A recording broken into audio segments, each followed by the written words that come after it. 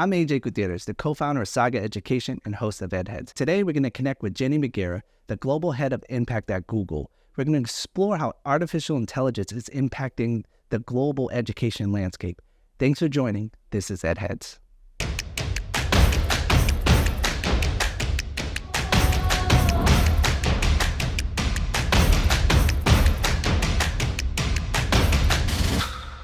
Thank you for joining. Thanks for having me. So you have this robust education background and you're in the ed tech world, which you don't see very often. You're so passionate about empowering teachers and elevating student voice. And there's so many ways you did just that in your experience as a teacher. And so tell me a little bit more about what inspired you to become a teacher and your transition into the ed tech space and into Google. Oh my gosh, how long do we have? Well, okay, so I wanted to be a teacher since I was a little girl. The short version of it is I moved down from the Northeast from Boston, where I know you're from, down to Orlando as a young girl and moved from a super diverse neighborhood to a space where I was the only kid who looked like me. And I faced a lot of stereotype bias and really challenging issues as a young kid coming up through the schools in Florida. And it wasn't until I got to fourth grade, and I had this fabulous teacher, Miss Buckman, who was the catalyst for everything I think I was going to become in my life. And I could tell she was different from the day I walked into her classroom. Being in my seat felt like magic. I remember I got mono one day and I faked being well because I didn't want to miss school. And there was a day where I was sitting on the rug and I was reading The Hobbit and she had recommended it to me. And I looked up and I just saw the way she was interacting with the other kids in the class. And I could just feel tangibly how for the first time since moving to Florida in years, I felt seen and I felt valued for my whole self. And I felt like I could be me. My voice felt unleashed. My being felt unlocked, and I knew I could attribute it to Miss Buckman. And I thought to myself, she's a wizard. Like I was reading The Hobbit, and I was reading about Gandalf, and it felt magical. And I'm like, she's literally doing magic. This, she told us she was 108. I have no idea how old Miss Buckman was, but she'd always say she was 108. This 108-year-old former nun who's teaching me is literally working magic. I want to do magic when I grow up. I want to be a wizard too. And I, you know how you have those like core memories, like the movie Inside Out? Like I have this visceral memory of sitting on this blue rug, holding The Hobbit, seeing Miss Buckman and thinking, I want to be her when I grow up. So fast forward, I graduated from college. My mom kept in touch with Miss Buckman. I met her at a Sweet Tomatoes salad restaurant, I remember. And I told her, Miss Buckman, I'm going to be a teacher when I grow up. I want to teach fourth grade. I want to be just like you. And she said to me, oh, Jennie, you could never be like me.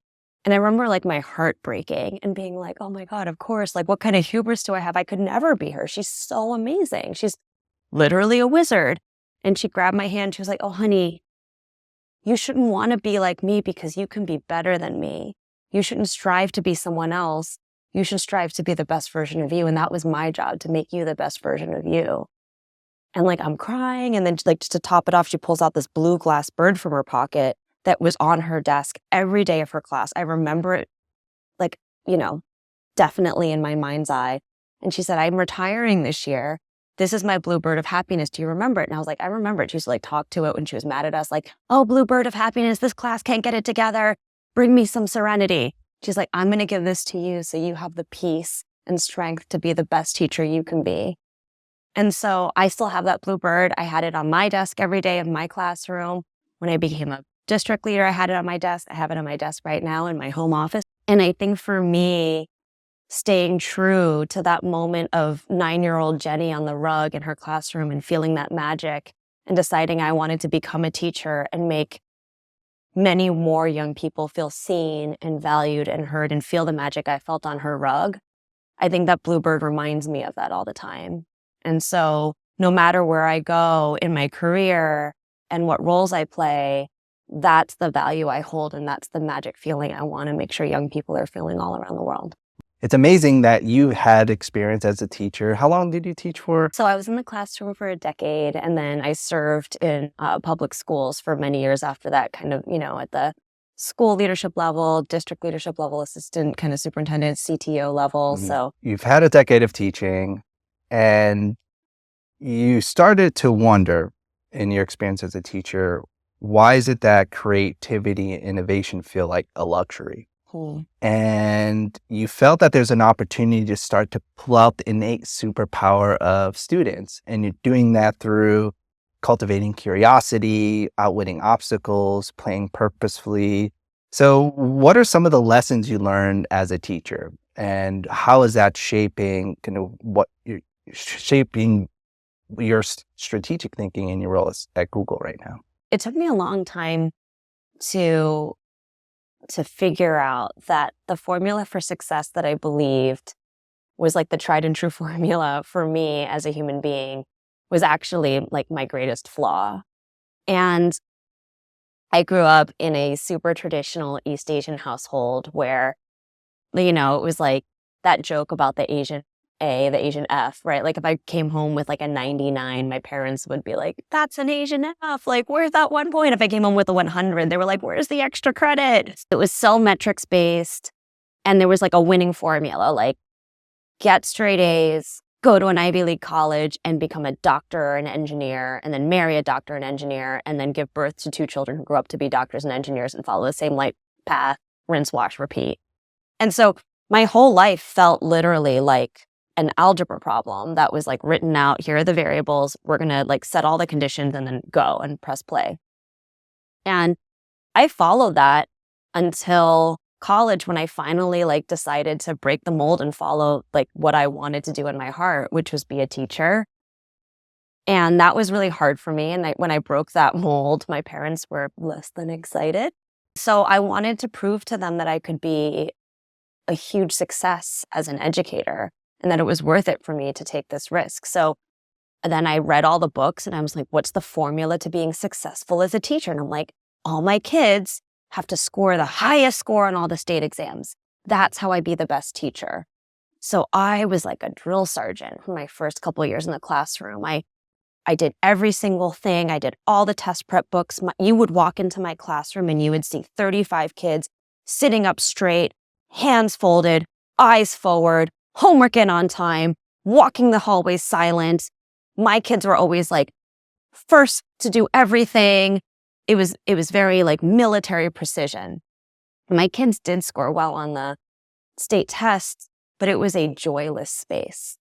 And I don't think my kids were happy. I wasn't happy, but I was hitting every metric. And it wasn't until I saw Sir Ken Robinson's TED Talk about why school kill creativity. And I had this like aha moment where I'm like, I'm the school that's killing creativity. That's me.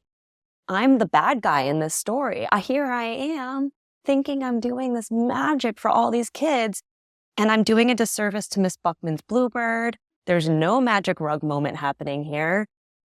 This is problematic. So I decided to go back and I threw it all out and I was like, it's do whatever you want day. And I swung the pendulum way the other way and it was complete chaos and bedlam. That didn't work. So I think like after, years of like that aha moment iteration and a lot of like soul searching, I realized that there is this balance where allowing students to be their full selves, to have the space and agency to be creative, fully realized human beings, while also ensuring that they're seeing progress and growth and achieving mastery on core critical skills are not mutually exclusive. But we have to put away the formula and the paradigm that perhaps we were raised with and that we have like this set schema or belief is like, this is the way you do school, and be open to the fact that maybe we need to be a little bit more like improvisational jazz than classical music in the classroom. That's really fascinating. And it's something you explore in your book, right? In Courageous Adventures. Mm-hmm. And you provide a lot of tips to teachers. It's agnostic to your number of years of experience you served as a teacher. And you see a lot of opportunities out there, especially with emerging technology. And so from your perspective, what are those opportunities for teachers and these themes you discuss, and also with technology? I mean, so the thing with technology is, I was voluntold to use technology in my classroom. It was 2010. A certain tablet had just come out to the world. There was a grant in Chicago Public Schools, and I was voluntold, like, hey, don't you think you should apply for that grant? And I was like, I think my boss is telling me I should apply for a grant, so I'm going to do it.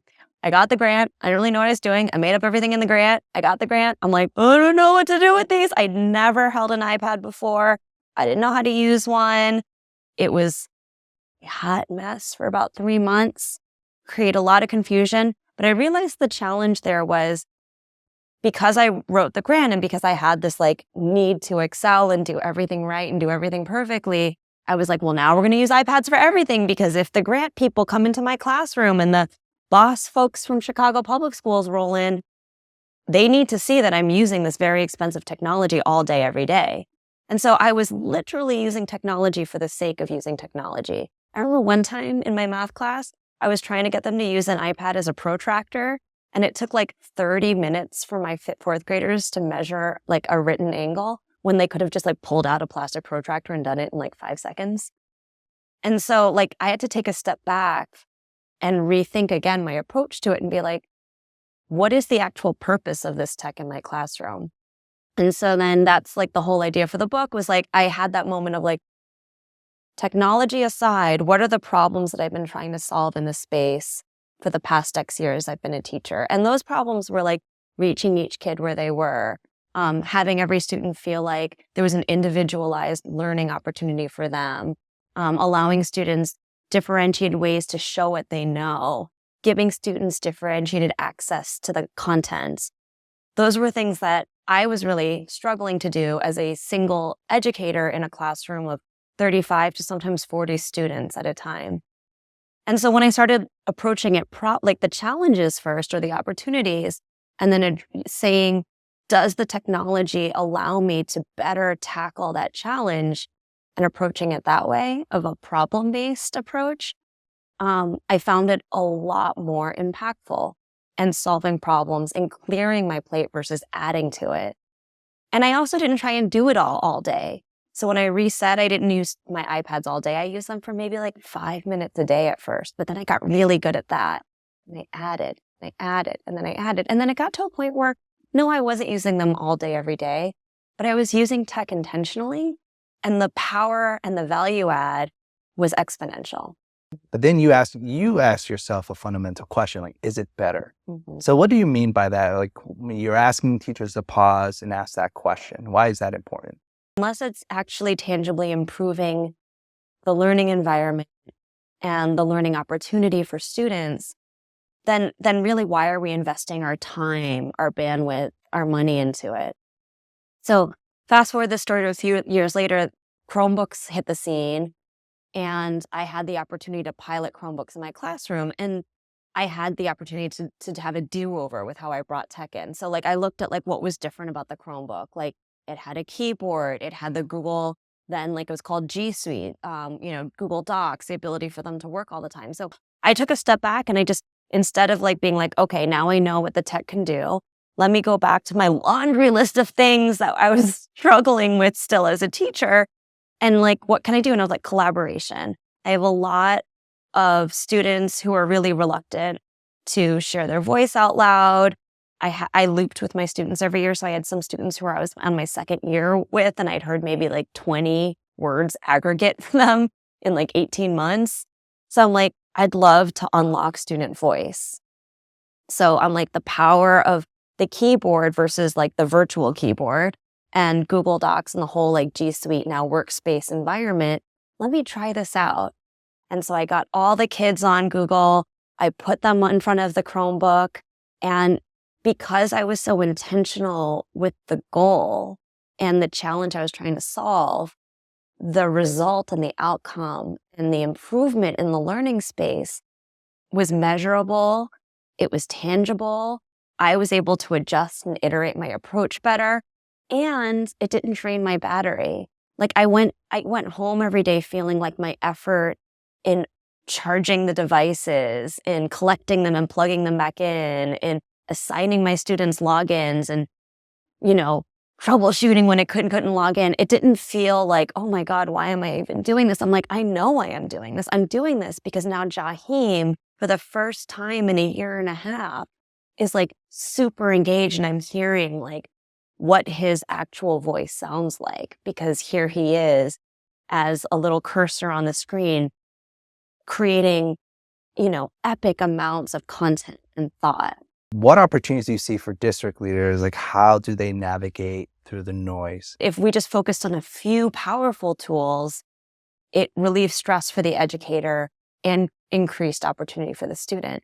But it had to be a democratic experience. We had to bring the educators around the table, have the conversation, start with the opportunities. And recently I've tried to move from like challenge language to opportunity language, because just trying to be better at positive framing. So like, what are the opportunities? And then reframe that way and focus. And that takes time. And that's hard to do, especially in the lens of everything we have to do as district leaders. But at the end of the day, the value is and the opportunity is huge. Well, speaking of wizardry, you happen to have the blue bird you were talking about in your story earlier today. I do conjure it up. And, oh, here it is.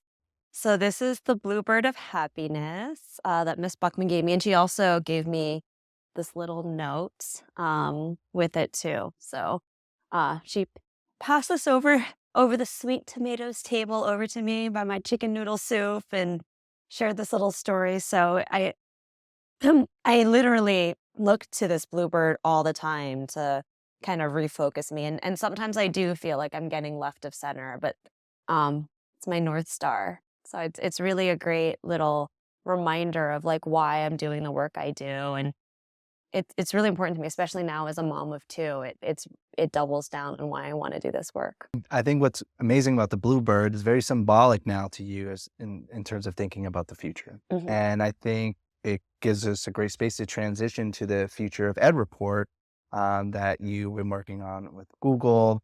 And so from your perspective, what can we learn from a global perspective, and what resources are you hoping to share at Google? At Google, we're constantly trying to make sure that what we're doing is actually making the world better. And we say all the time at Google, like, respect the user. And at Google for Education, the user are educators or students.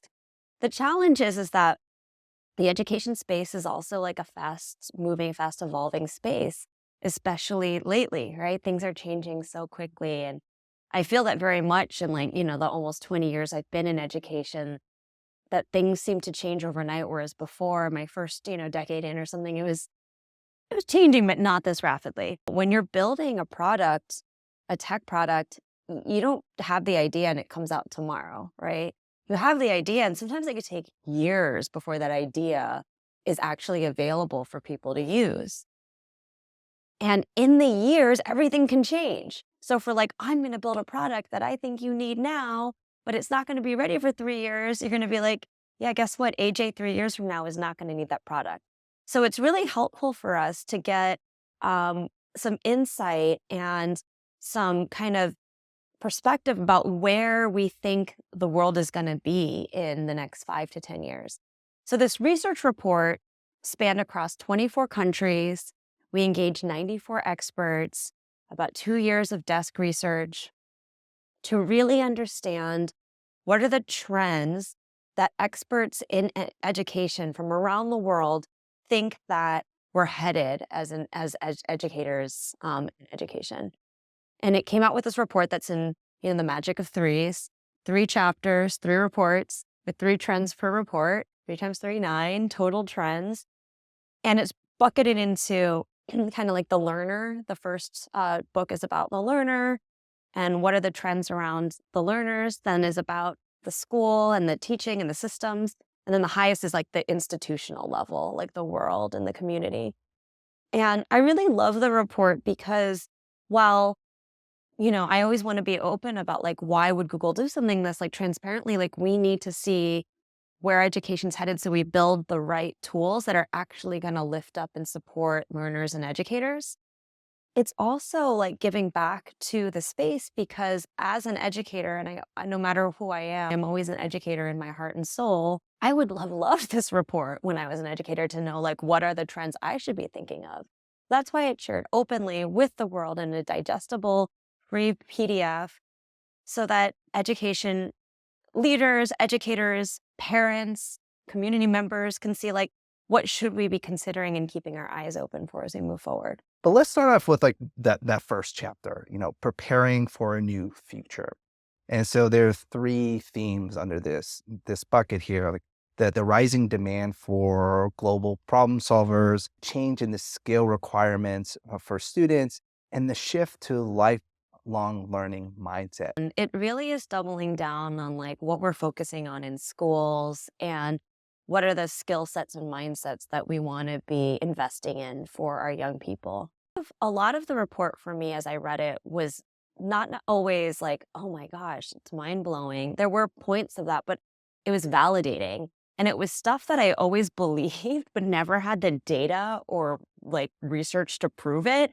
And so it was really exciting to be like, I knew it. And now I can point to a graph that says it's true. And so like, for example, like the global problem solvers, like that trend is really about how the problems as the world becomes smaller and as our connectivity becomes stronger, we're seeing as we're trying to solve problems in our community, the community's becoming interconnected and thereby the problems becoming more global in nature. And so when it comes to anything from access to clean drinking water, food scarcity, ability to participate in our community and have a voice in like who's leading our community, voting, et cetera. We need our students to understand the context of that and how the entire global ecosystem affects their community. And it's really important that we're doing this from a young age because it builds, again, that schema, that knowledge, that conceptual understanding of like, who am I and how do I situate in the world and how much do my decisions impact those around me?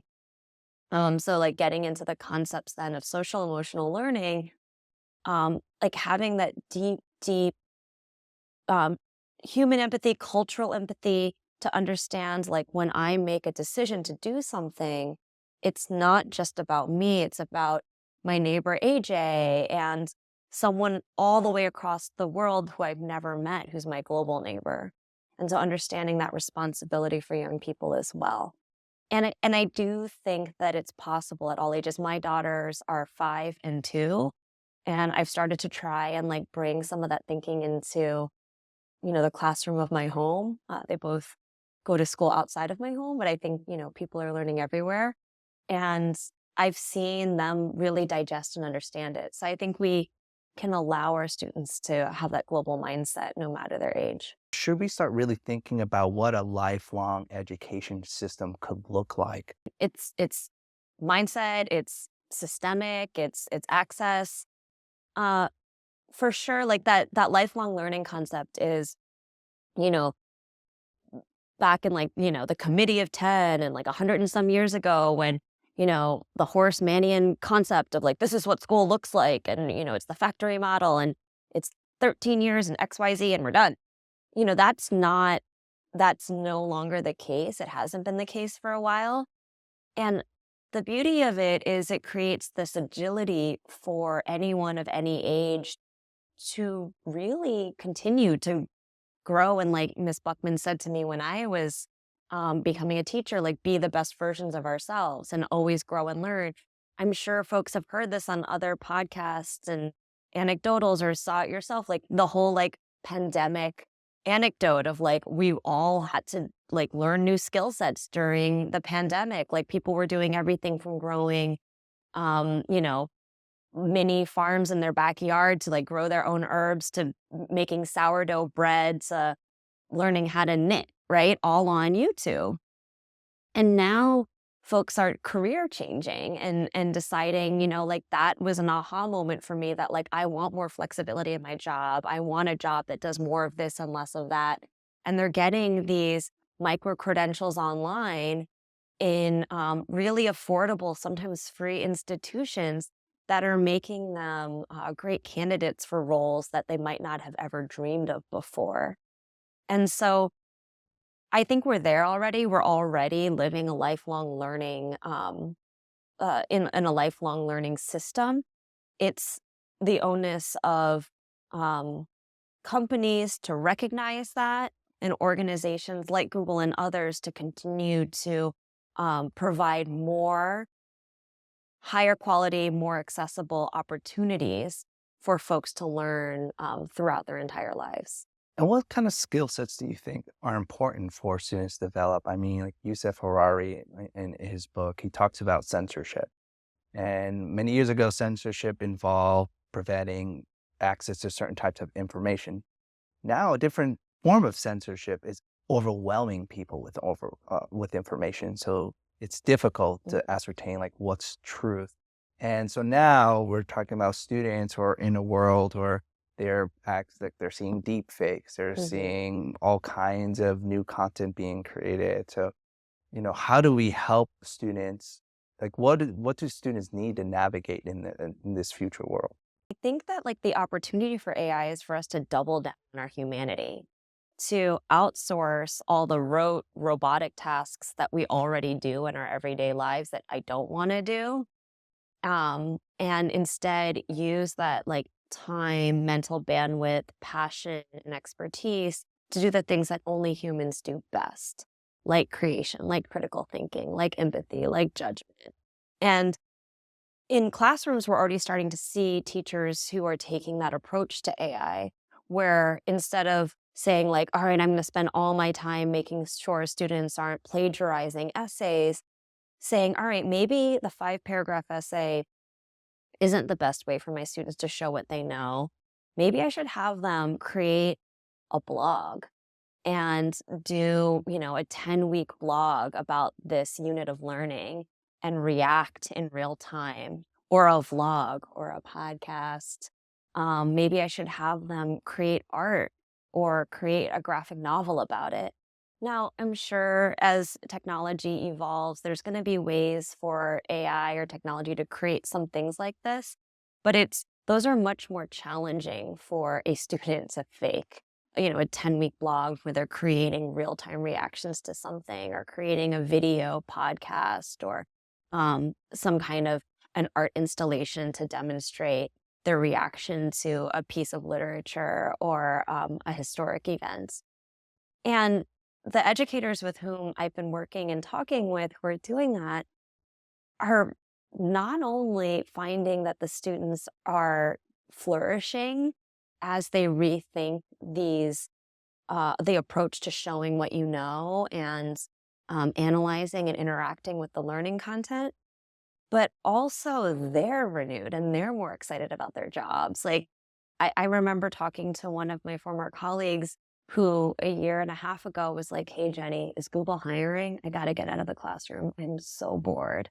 And then I talked to her a few weeks ago and she was like, girl, like you should see what I'm doing. This is amazing. I did this, I did this, I did this. Like, I love my job. It's so fun. I was at a thing on Saturday, like going to work on, like just loving it. And we need that. Educators are traumatized after the past couple of years. The pandemic was emotionally trying, physically trying, mentally trying. Students are. So approaching this with a positive, like, how can we double down on your humanity and what brings you joy? Kind of taking this conversation full circle to like not being the school who killed creativity, but embracing it. I think AI is going to allow us to A, refocus what we're trying to do in the classroom, but B, allow teachers to have time to do those things, because we're going to take all that kind of teaching and learning that takes time. So we have to clear something off of educators' plates so that they can invest in these creative pursuits. And everything you talk about just now is what chapter 2 is of the Future of Education report, where there's an opportunity to reimagine learning design. And Do you actually think that's like possible to do? And you also see an opportunity for technology in this report to elevate the work of teachers. The challenge is systemically, are we going to support it? Are we going to create space and grace for educators to try, to fail, to iterate? Are we going to renorm what we value in schools as communities, as education leaders, as system leaders, as policymakers, so that we're validating and appreciating educators who are taking this risk and doubling down on what's going to help students grow to be the best versions of themselves? The other side of it is allowing teachers the support so they have the temporal, emotional, and resource bandwidth to actually do these things. Because it takes time. And, we shouldn't be expecting educators to stay until 6 o'clock at night and work on Saturdays. I mean, if they're super stoked about something and they want to go to an ed camp on a Saturday, like, hey, snaps, but it shouldn't be a requirement. So that's why it's up to institutions and organizations like Google to build the tools to clear the plate of teachers so they have job-embedded time to explore these new ways of approaching teaching and learning and supporting students.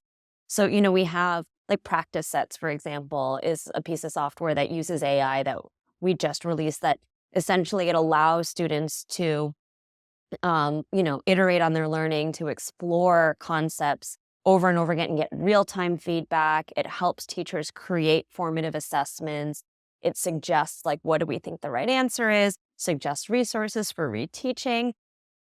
It's all embedded in a tool. When I did that in my classroom, it was like cutting edge that I was doing it. And it took me literally from like Friday night to Sunday night to put all that together, and then hours every single night to do my exit tickets, my formative assessments every single day. So I didn't have kids back then. I was a young spring chicken teacher. I was in my 20s. I had all this energy. I had my Bluebird charging me, and I was still exhausted. I was like so burned out by the end of the year trying that out. But now, like, it happens in seconds and it's all automated through this tool. So if we can continue building things like that for educators that takes all that automated routine stuff off their plates, then that frees up the human, the teacher, to work with students to do that true human-generated content.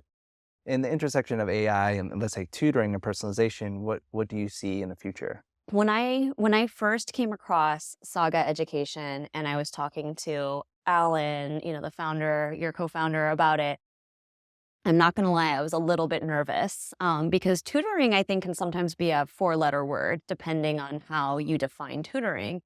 And what I was really concerned about with tutoring at scale was this kind of like dehumanized tutoring, like siloed model where it's Jennie Megiera first-year teacher tutoring, where it's like, this is the model, and you're going to sit here and do 1,000 worksheets and no personal, just like get it done.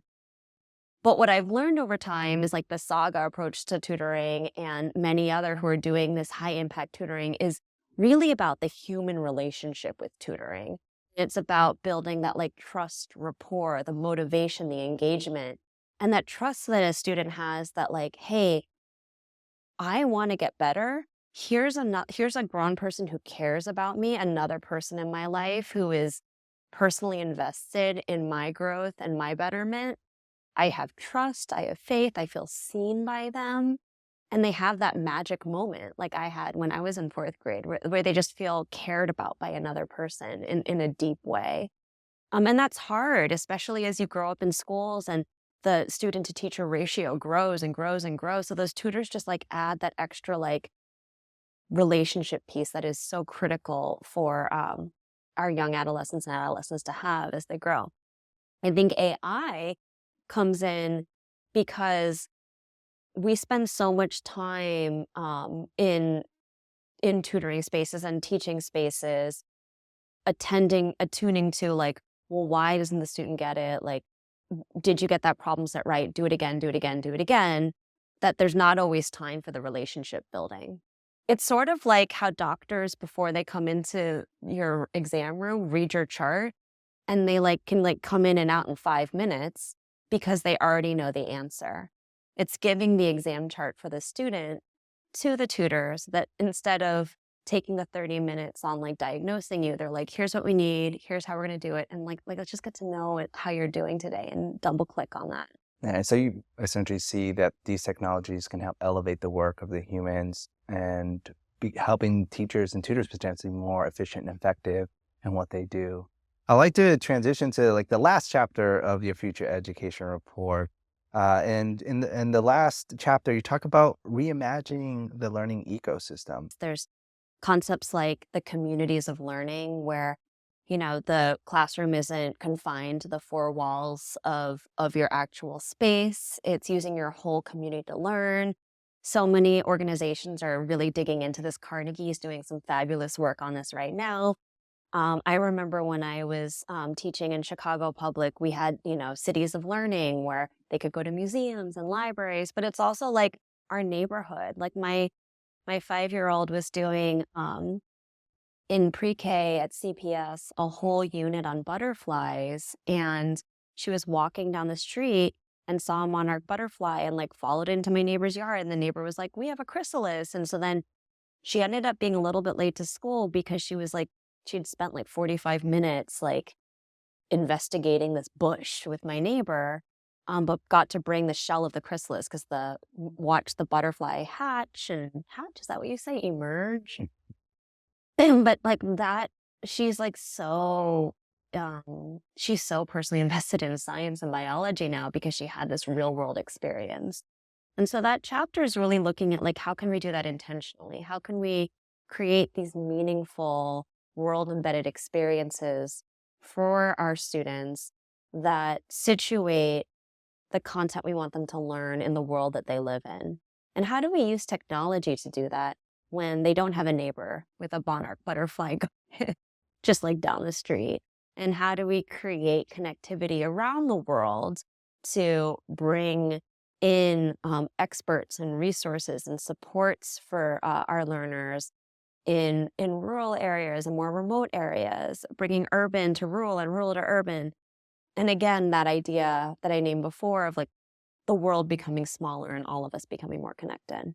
So just to kind of summarize all three chapters, what do you feel, people are not thinking about enough? That's like what's your biggest takeaway? I think the thing that I was really struck by, and I saw the raw data too, so I know that like the folks who kind of like tied it all together weren't just like putting a spin on it for putting a spin on it, is how hopeful the report is. Like coming from public education, working in like New York City and Chicago public schools, and then, working globally for the past couple years, I thought there was a non-zero chance that this report was going to come out and it was kind of going to be fire and brimstone and cats and dogs raining. And it's not at all. It's really, really hopeful. And it's really exciting about where we can be and where we can take this.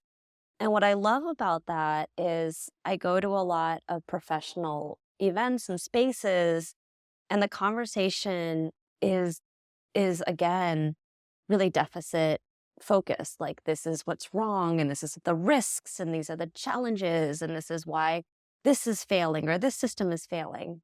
I think that the report gives us an opportunity to not be naive about the problems that exist, the deep inequities in our system, recognizing that AI could be a third level digital divide, the first level being access to tech, the second level being effective and impactful use of tech, and then the third level being how does AI conflate all of that access and use of AI. There are real challenges, and there are real risks, and there are real concerns systemically worldwide with education.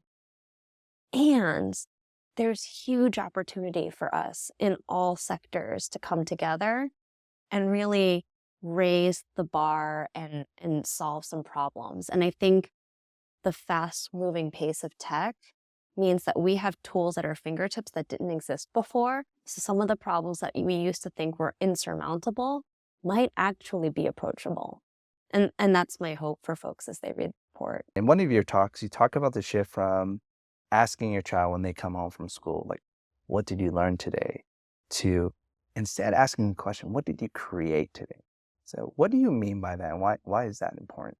It it's like a simple shift in verbiage, but for me, it's like going from the, passive to the active. And, you ask any kid, like you ask my 5-year-old Lucy, what did you do today in school? What did you learn today? And they're like, I don't know. But if you ask like, what did you create or what did you make today? It really changes the way that they reflect on their day. Like what was my agency in the day? What I choose to do? And it kind of calls back to Miss Buckman and like the best version of a teacher, an educator that I always look to. And again, I try and keep her voice in mind. I'm not trying to be her, but I'm inspired by her. And, her classroom was constantly, it was a makerspace before makerspace was a thing, right? I still have, because my mom was a hoarder, all of the things I made in 4th grade. I have my little banker's box of like all my plastic spiral round books that I authored. And I made a Florida scrapbook about the history of Florida, which is an exciting thing if you ever want to do a podcast on that. My weather notebook, like all these things. And I can literally name off for your audience everything I created in 4th grade because it was emotionally and mentally stimulating for me. And, like just calling it back to Miss Buckman and this bluebird, like this little note she wrote to me, the last line she says here is, it was my privilege to help give you roots in your education. So with this little bluebird of happiness, take wings and soar to the stars, you're well on your way. And so the roots that I grew in education were the roots of creation and the roots of agency and the roots of having those wings to feel like I could be anything I want to be. And so when I ask students and I ask my daughters, what did you create today? It's because I want them to have that moment that I had on the carpet where it felt like when I come to school, it's about me and it's about what I can do. And I love how from this story, you were encouraged to create a new chapter for yourself. You did that for the students you had the chance to teach yourself, and also for your family as well. And from the report from Google, it's really clear that, the future is something we are going to build together. And thank you so much for sharing your insights. And we're going to put a link to in our speaking notes, in our video notes, to the report so people have access to it. If people are interested in learning more, how can they do so? Yeah, if you go to edu.google.com/champions, it's our educator community. And you can learn about our Google educator groups where we have spaces where we explore a lot of these topics. You can learn how to become a Google for Education champion, which is how, like, our community of educators that we kind of support, lift up, validate, celebrate. You have trainers, innovators, coaches there, reference schools. There's training there where you can learn more about these concepts. And you can also find our Future of Education report on our edu.google.com site as well if you want to dig more deeply into it. Although I know you're going to share the link as well. Yeah. Well, this has been tremendously enlightening. Thank you so much for your time, Jennie. Thank you so much for having me. Follow us for more conversations with leading experts on AI next time on EdHeads.